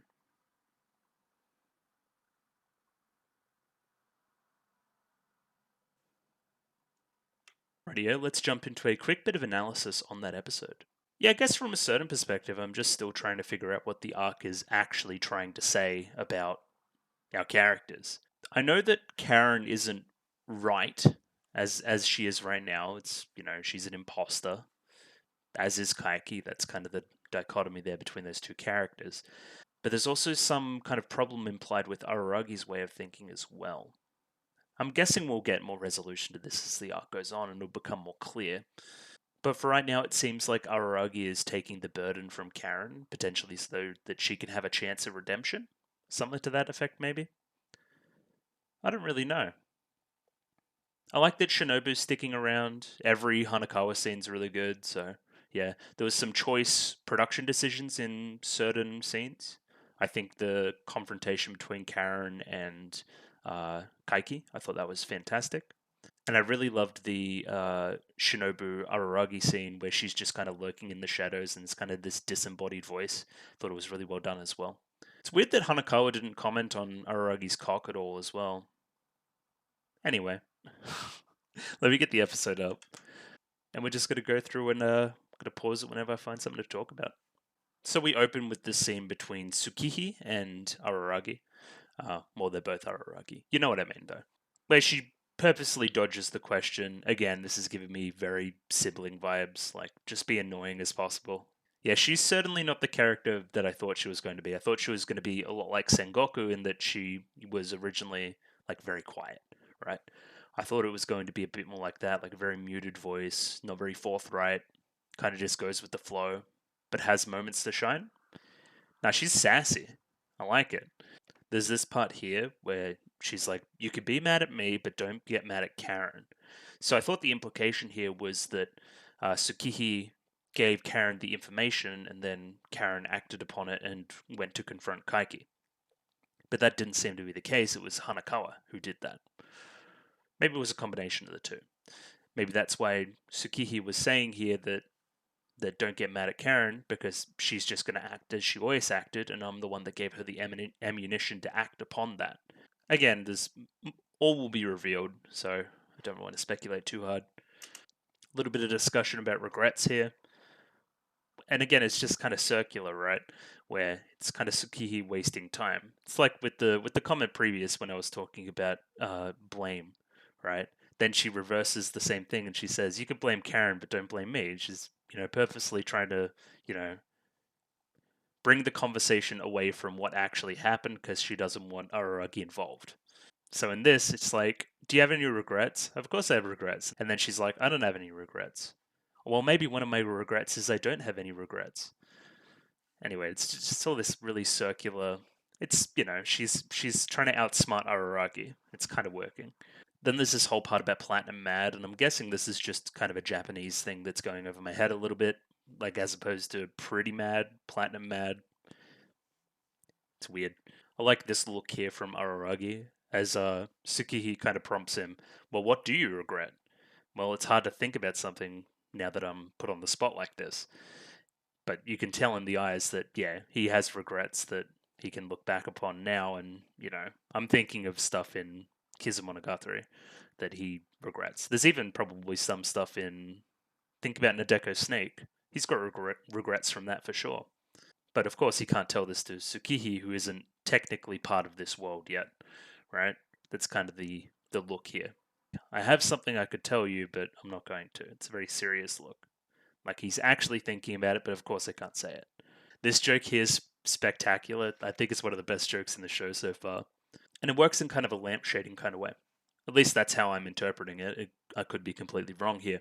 But he goes on to start saying his kind of Nisemonogatari little monologue about how friends make you less human and all this kind of thing. And then Tsukihi's like, nah, boring. Turn it off. This is cringe. Great. Because I was fully expecting this to be a serious moment where he went back into his philosophy a little bit as well and kind of reflected upon it. And then Tsukihi, just like a little sister, annoying little sister, just says, no, I don't want to hear it. Pretty fantastic, I think. So this can kind of be seen as like the end of this starting scene and kind of Tsukihi's victory mentally over Araragi, right? He lost and he got mad when she completely changed the subject and he didn't actually get the answer that he wanted. Eventually he goes to Hanakawa and Karen to get the actual answer, but she still wasn't very helpful. She kind of outsmarted him, got him to yell, and got Hanakawa to come down, which I'm sure was part of her plan. And then Hanakawa sees his penis, and I don't really know where we're going to jump off from there. Is that the boob card thing? Like, I showed you yours, now I can show you mine? But anyway, she's trying to, like, make it work in a weird way. Like, make it even. Now, to my knowledge, I don't think that there was a kind of big block of text, which is interesting. I wonder why they didn't have one. Did they not have an appropriate portion of the novel to place there? Anyway, just a little bit intriguing, I think.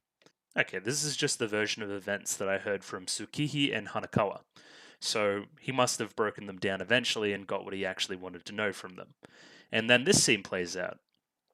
And it's pretty fantastic. I love the kind of walls. It's like this it's almost futuristic look. It's like the whole kind of walls are covered in plasma TVs. Did he do this because he had so much money that he was just spending it on whatever? Or is it just a visual technique? Anyway, it's pretty cool. I like later how we put the yellow over it, and then it kind of looks like a bee, like the black circles around a bee, and then it turns into completely different, like purple and green lines when she gets poisoned. So, yeah, pretty well done visual stuff from the Monogatari series here. And now we get to talk about a bit of the character stuff from it as well. Oh, through that line there, maybe the implication is that this is how Araragi sees it from their description of it. Anyway, because none of them were there, of course they wouldn't know what it actually looked like. Candles? Fire? Yeah, these candles are very interesting. He lights a candle for each of his victims? Or is it just simply like continuing the fire metaphor? Like what is a candle? It's like a contained fire. Like your fire isn't like wildly like spreading, right? It isn't burning full force and all that kind of thing. I've contained it. I've got you under control. So like that. Interesting. Okay, so he's kind of charging money for both the production of charms, right, and the removal of effects from the charms that he's already sold. So he's kind of gaming the system in a weird way. So here's a charm that you can go use and it'll have some effect, right? But if that effect turns bad, the victim will also come here and come to me for help and I'll get even more money. Perfect. What a great business idea. So we start and Kaiki looks down on Araragi Karen's kind of intelligence here. You're a simpleton. Of course you didn't discover where I am. You couldn't do it with the way you are right now. Only a stupid person would approach me like this. Only somebody that doesn't have the experience in these kind of situations. That's pretty interesting, I think. Like he was able to pick up on that very quickly just from the I'm going to punch you line. Pretty good. So again, this whole scene is kind of diametric opposites in a way, right? And again, kind of your white and black lines, right? In the background. We have, you know, openly cynical and shallow Kaiki, which I don't actually believe, but he's in it for the money, right? That's what he's at least telling Karen. And Karen is completely into it because of the justice of it. She's into the, whole being a hero thing, right? It's not about the money, it's about the ethics and it's about the responsibility and it's about doing the right thing. We've got a older man and a younger female. We've got somebody that's sitting down and somebody that's standing up.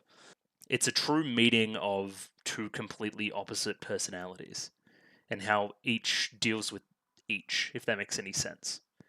The only difference here is maybe that Kaiki is stronger than Karen at the moment, in that he's able to kind of push his philosophy a little bit more.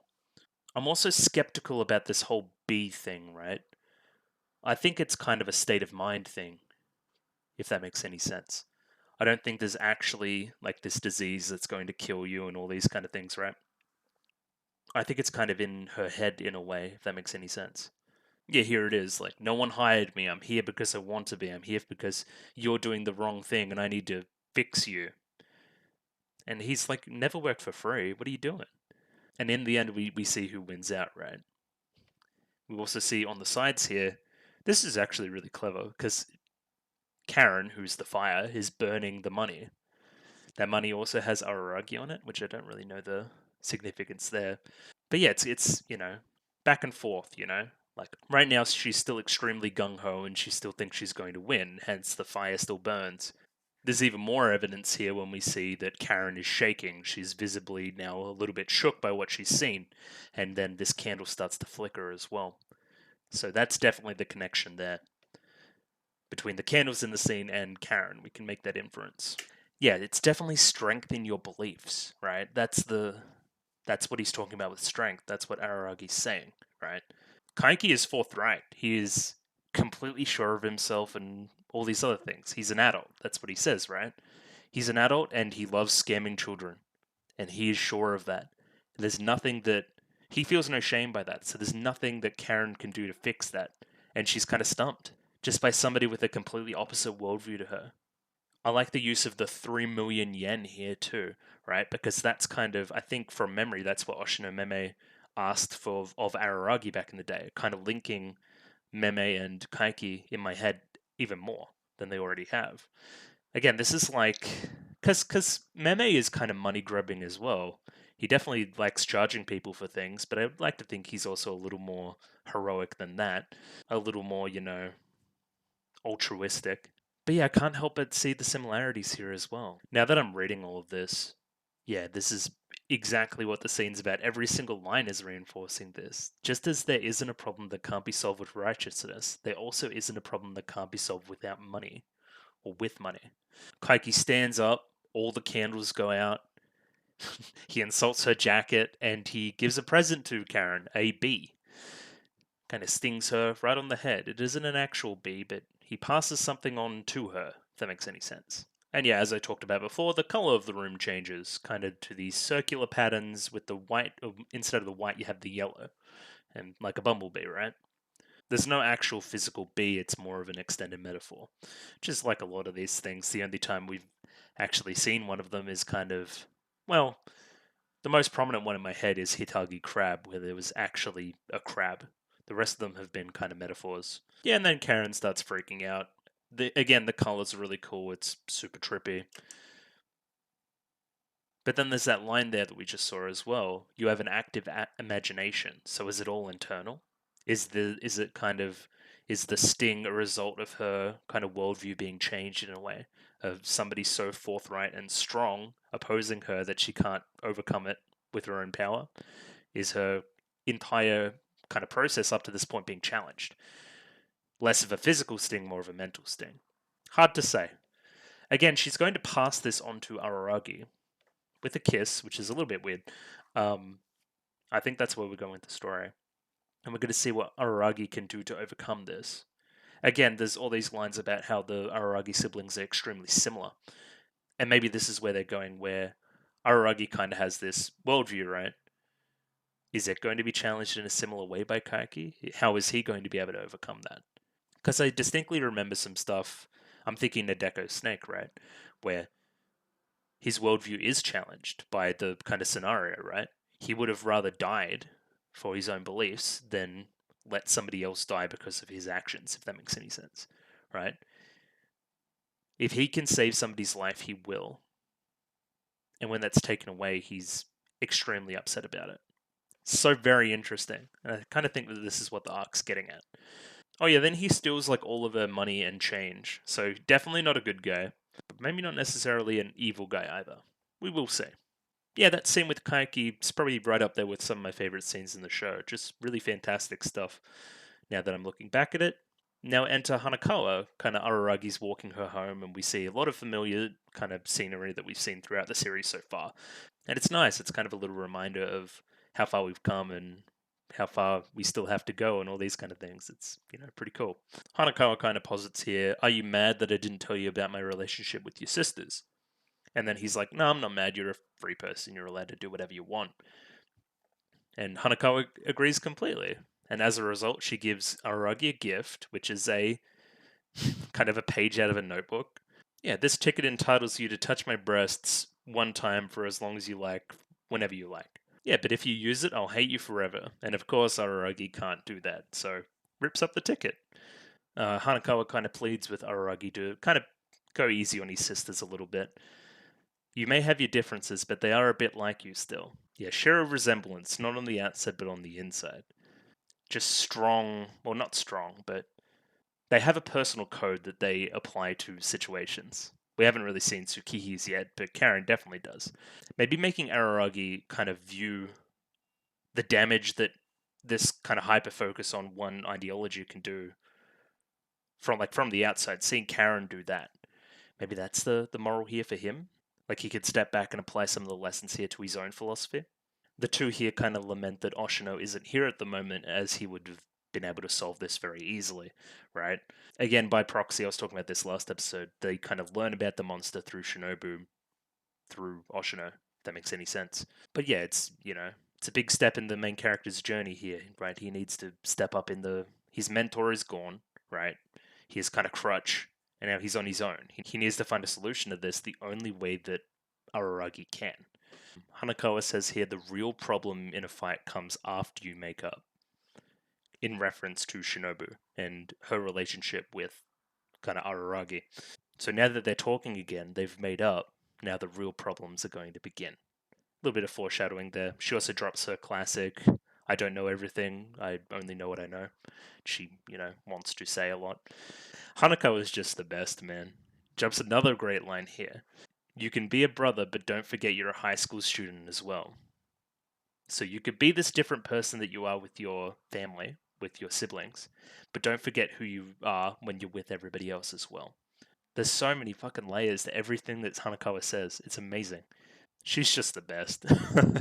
Cool, now we get to the extended sequence where Araragi kind of wipes down his little sister as she's sweating, which is very weird, and people don't do this in real life, and this is very fan servicey and weird, and anyway.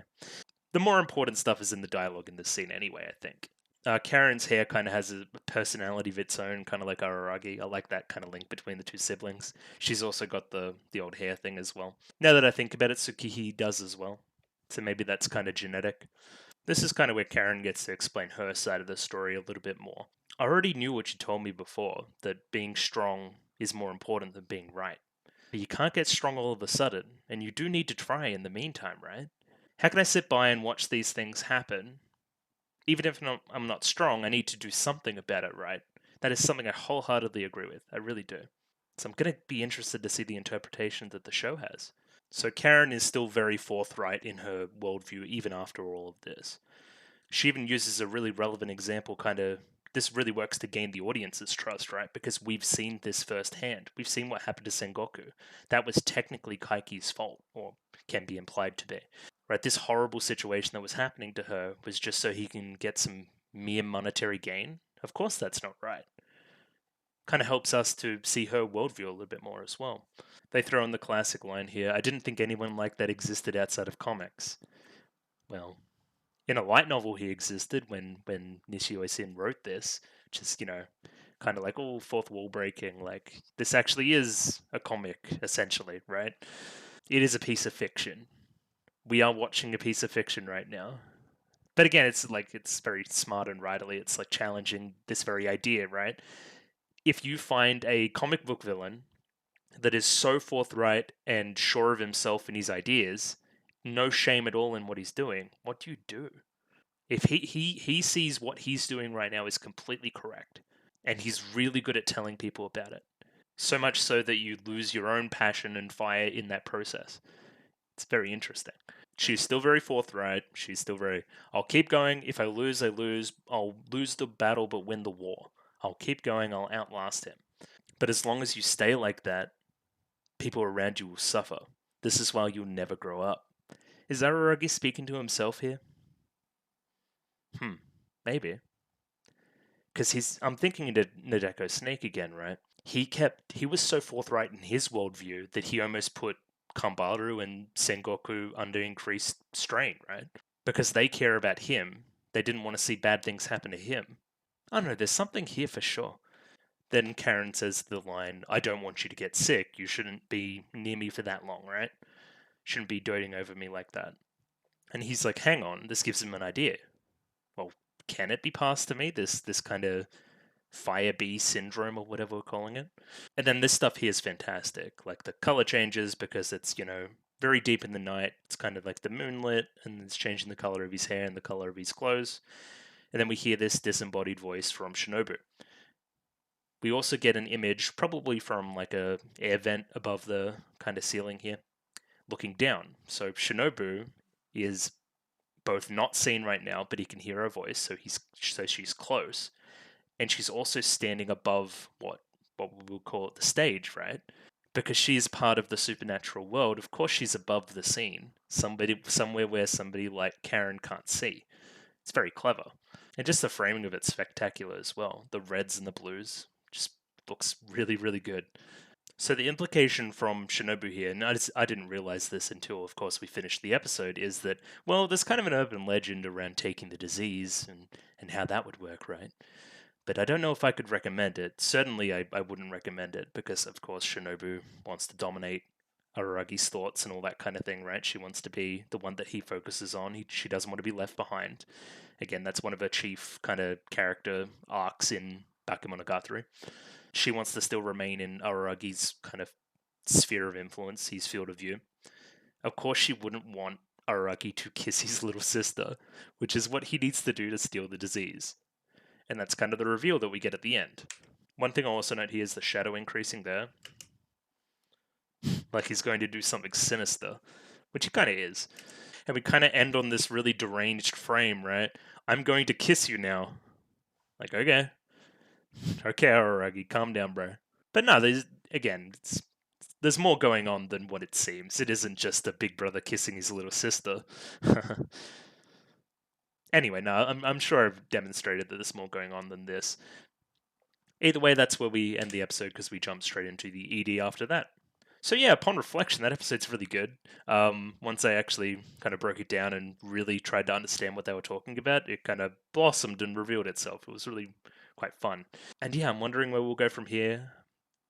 Araragi has to take upon Karen's kind of baggage surrounding her worldview with his own worldview because they're very similar. We're going to see how that manifests and if Karen can learn any lessons from this as well, if Araragi can learn any lessons from this and keep progressing as a character. And how Kaiki will be involved, unclear. Will Senju come back and kind of confront Kaiki about what he did?